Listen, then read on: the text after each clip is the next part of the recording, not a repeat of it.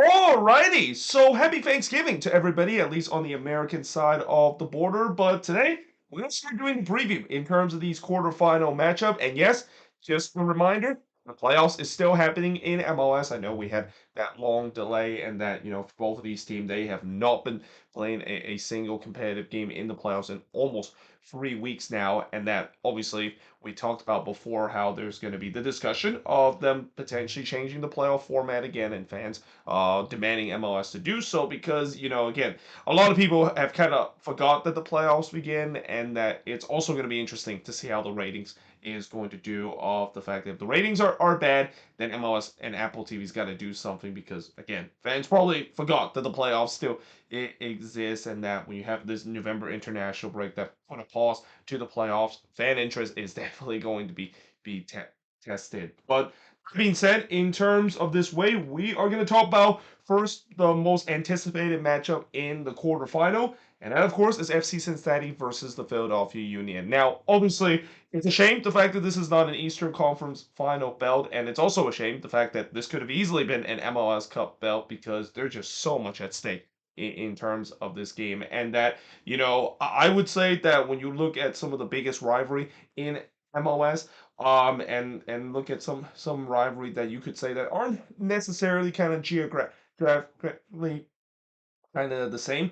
I would say this is probably right up there in terms of the best rivalry that is not just geographically based, because both of these teams are very similar to each other. I mean, FC Cincinnati, what made them great was them literally copy the same formula that the Philadelphia Union use. In fact, they pretty much have the same coaching staff that bought from the Union to make what FC Cincinnati is. I mean, Pat Nolan and Chris Albright, both of them came from the Union tree, and that I've also said many times before that, I can understand why some people say it's Philly West versus Philly East. Philly West is kind of like FC Cincinnati bringing the same formula, and then Philly East is basically the team that bought the formula, and that you could also say this is kind of like a master versus the apprentice kind of matchup. But that being said, in terms of the all-time meeting, the Union still dominates this meeting 6-3 and 2-0 for FC Cincinnati. But keep in mind, this is back when Cincinnati was just absolutely horrendous in the league. So some of those wins that they got over Cincinnati was when Cincinnati was bad, and recently the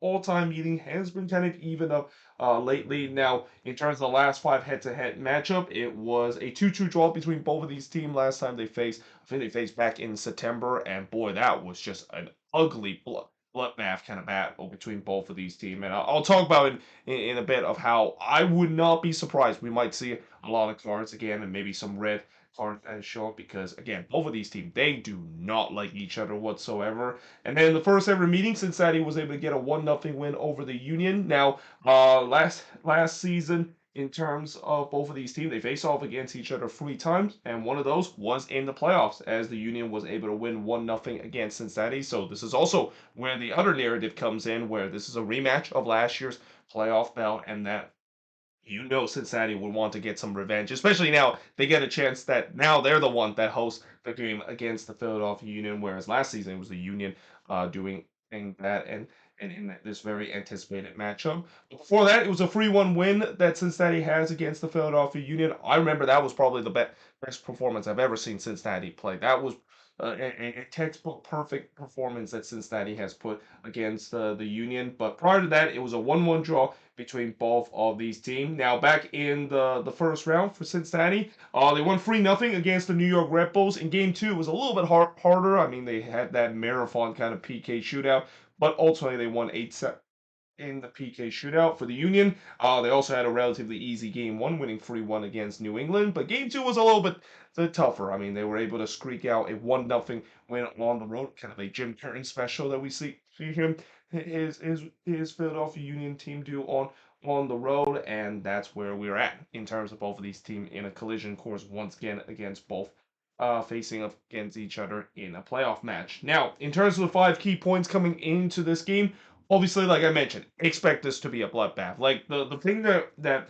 makes this being a very hated rivalry is that both of these teams kind of runs the same system. Again, the system that Pat Nolan implemented is literally the same system that Jim Curtin implement of his Union team, and when you have two different, or not two different ideology, but two similar ideology, if not identical ideology and identical tactical standpoints coming into this game, and even formation too coming into this game, you know there's going to be a lot of hatreds, and there's going to be a lot of this likeness that is going on, and especially after what we saw back in September. I mean, I think that was the peak in terms of the bloodbath that has happened. I mean, the fact that there was 12 yellow cards in that game, which I think was like one away from breaking the record for the most yellow cards in a single game in MLS, and there was even two red card that was shown in that game, and how there it was really heated with both of these team making challenge left and right. Don't be surprised we might see that again. Now, that being said, I will say that, I don't think it's going to be as big bad of a bloodbath as what we saw in the regular season, because I think there's more at stake in terms of this game, and especially with the way that, this also is going to be something that I think we'll keep an eye on how the referee basically control this game, because in a regular season game like that, if there's a bloodbath like that, so be it, because it's a regular season game, and even though it's a big game mentality, at the end of the day, you still get 3 points. It's completely different when it comes to the playoffs. Will we see maybe the players be dialed down a little bit in terms of that dislike list? I mean, I'm not saying that they're both of these teams gonna hold hands to each other and basically pat each other at the back after the game is over, but I'm pretty sure we're not gonna see just a crazy amount of yellow card that what we see in the last game, because if you get yourself a yellow card in a playoff game, then yeah, you are definitely are riding on thin ice. And I'm pretty sure both of these coaches will tell their player, don't get into the feistiness environment if you don't necessarily have to do so, because that's what both of these teams are going to try to do. They're going to try to bait player to get a yellow card and potentially even get a second yellow card, so that it could be an advantage toward their team heading into this crucial playoff match. But don't be surprised. Again, there's going to be some physical play, and don't be surprised when I do the review. I'm going to mention many times there's going to be some coming together, because, like I said, both of these teams, they do not like each other whatsoever. Whoever wins this might be favorites to go all the way, and this is no disrespect to the Columbus Crew or Orlando City, but you just kind of had a feeling, with both of these teams and with the remaining teams left in the playoffs in the Eastern Conference, these two are probably in the top two in terms of potentially going all the way. And both of these teams has their definitely pressure in terms of going all the way. I mean, for FC Cincinnati, they want to go all the way to cap off an incredible full season. But for the Philadelphia Union, again, these last couple of years after failing to move on, or failing to capture the ultimate prize, which is winning MLS Cup, they feel like this is going to be the time to do so, and that, again, with this big win like this, maybe that will carry the momentum heading into the next game. And again, this is no disrespect to Orlando or Columbus, but again, this is just kind of a matchup where if one of these teams win this matchup, they would feel like this could be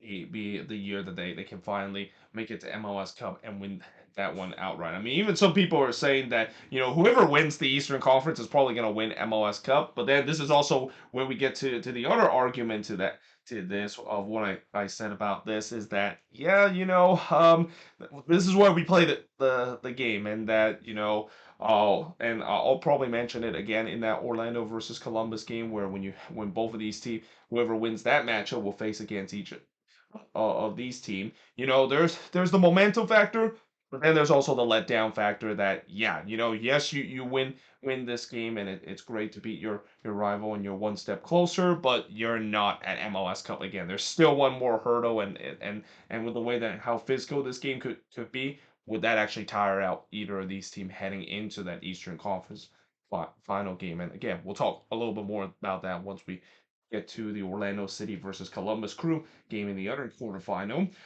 Who has some more pressure to win this game? Again, I kind of mentioned this. There's pressure for both of these teams to win this game. I don't think there's an answer to this. I mean, I'm pretty sure that both of these teams really wants to win this game. I mean, I know that also this kind of sounds like a cliche question, but there's a lot of pressure for both of these teams to win this game. Whoever loses this game will be feeling absolutely deflated and feel like this season is a failure, and that we'll see who, of course, will eventually win. Because again, this is a playoff game, and and somebody's gonna unfortunately have to lose after this game is over. And then, of course, the other big key point talk about this. A lot of people have been talking about the attack. Both of these teams have really good attack. That front three of the Union Gas that runs on Rue, definitely one of the best front three in the league. And then when you look at Cincinnati, that attack with Vasquez and the cost of that dynamic duo is definitely going to shine in this game. But a lot of people have forgot about the issue with the back line for both of these teams, because for both of these teams, we talk about injury concern. The back line is definitely an issue for both of these teams, because for Cincinnati, we know that Matt Miazga not available in this game because of course he was suspended after getting a red card in the last game in the PK shootout. And then of course his replacement Nick Haglund is not available for this game too. He's also injured, so there's a lot of question of who's going to be stepped up in that back line for this FC Cincinnati team. And then when you look at the Philadelphia Union, they also have concern in terms of their back line. Jacob Glesnes not available in this game because of injuries, and then Kyle Wagner, of course, not available because of that racial slur that he used a couple of games ago and being suspended. So yeah, it's going to be interesting to see which makeshift back line will prevail in this game. And again that is huge too, because the defense has been a strength for both of these teams too, and that with the way that both of these teams cannot really go with their uh best back line in this game because of injuries. It's going to be interesting to see how that's going to play out, especially in a game that I expect this game to be a very closely matched game. And that's kind of what brings up to my last point, the fact that one goal may be enough for both of these teams. I think that first goal is absolutely massive. I know that's also sound like a cliche in a big game like this, but it is. I do think that this is going to be like what we saw last year. One goal probably is going to be enough for both of these teams. It's going to have that cup final kind of kind of vibes where when you see all these big cup finals around the world, it always seems like it's just going to take one goal for them to win the game. And I feel like this is going to be one of those game. If not, we're going to stay 0-0 for a long time. I would be surprised if we see a shootout in this one. I mean, if you're a person and you like to see high scoring affair, I'm sorry to say that this is probably not a match that I think you're going to get that. I think it's going to be a one goal in the game, and whoever get that first goal is going to be absolutely massive. Not only controlling the game, but maybe it's going to be enough for them to move on into the next round.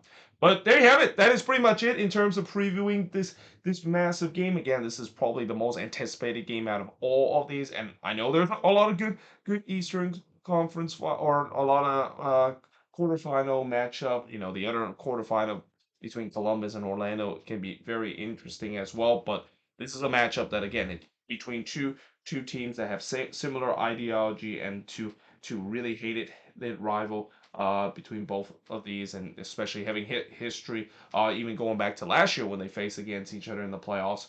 It's a massive game, and whoever wins this one will have that massive momentum heading into the conference final. Whoever loses this game will be absolutely deflated heading into the off season. But yeah, let me know in the comments below what do you think of this video, and also let me know in the comments below what's your prediction of this. The reason why I didn't mention my prediction is because I don't want to jinx it. I don't want to apologize to any of the fan base of saying that, yeah, I probably jinxed them in the preview. And this is why I didn't wear a jersey of either of these teams, because people will say, well, I just jinxed the team by wearing the jersey or make my prediction. I'll just say that this is going to be a good game, and it's going to be fascinating to see who's going to win this. But you can, of course, let me know in the comments below your prediction for who's going to win this one and move on to the Eastern Conference Final. But yeah, until then, hope you guys enjoyed this video. If you do, make sure you guys leave a like, smash the subscribe button, and yeah, I, of course, will see you guys next time.